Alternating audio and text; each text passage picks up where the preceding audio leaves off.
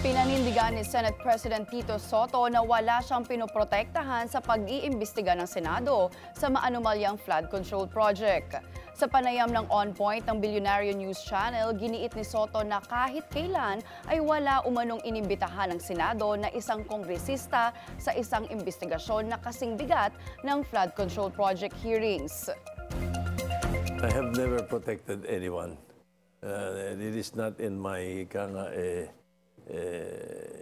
nature to do so. Perhaps what we could say is that interparliamentary courtesy has to be mentioned, no matter what, because he's a sitting congressman. Nang matanong naman kung ano nga ba ang magiging epekto kung sakaling sumipot si former House Speaker Romualdez sa pagdinig ng Blue Ribbon Committee, he's only been mentioned once. And so I will not have a fairly good judgment of how important that would be. From Romualdez, isa pang mainit sa flood control scandal ay si resigned Congressman Zaldico na hanggang ngayon ay missing in action pa rin.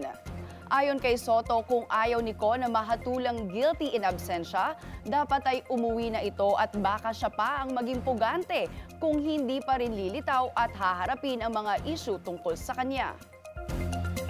Being a fugitive nowadays, Interpol and all that, it will be very difficult to hide. You will be found one way or another. For sure.